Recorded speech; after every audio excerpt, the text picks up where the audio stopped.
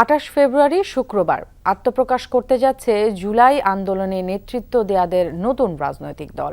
জাতীয় সংসদ ভবনের সামনে মানিক মিয়া এভিনিউতে ঘোষণা করা হবে নেতৃত্ব সহ দলের নাম। বৈষম্য বিরোধী ছাত্র আন্দোলন ও জাতীয় নাগরিক কমিটির সংবাদ সম্মেলনে প্রথমবারের মতো আনুষ্ঠানিকভাবে এই তথ্য সহ জানানো হয় নতুন দলের নানা দিক।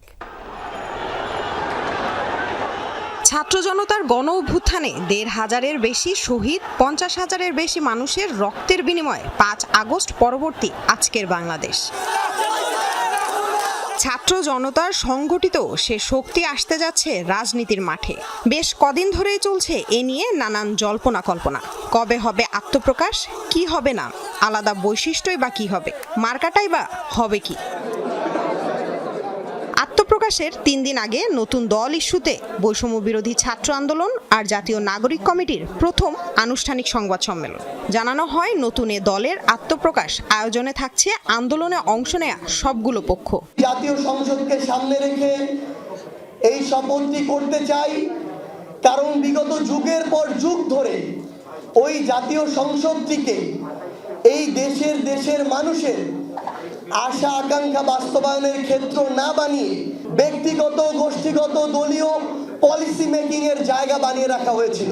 আমরা আমাদের জায়গা থেকে বাংলাদেশের রাজনৈতিক অঙ্গনে যত দল রয়েছে তাদের নেতৃবৃন্দ থেকে শুরু করে দেশি বিদেশি যারা কূটনৈতিক বৃন্দ রয়েছে, যারা এই অভ্যুত্থানের প্রেক্ষাপট তৈরি করেছে, অভ্যুত্থানের এই আন্দোলনে সক্রিয়ভাবে অংশগ্রহণ করেছে, সকলের সেখানে অংশগ্রহণ থাকবে।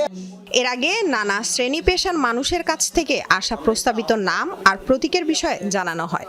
ছাত্র জনতা পার্টি, বাংলাদেশ বিপ্লবী পার্টি, রিপাবলিক পার্টি, জাতীয় শক্তি সহ প্রায় ৩০টির অধিক নাম বেশি ঘুরে ফিরে মানুষের কাছ থেকে আমাদের কাছে এসেছে। সেই প্রতীকগুলোর কথা সব থেকে বেশি এসেছে উদীয়মান সূর্য, কলম, বই, গাছ, মুষ্টিবদ্ধ হাত সহ আর অসংখ্য পরামর্শ এসেছে।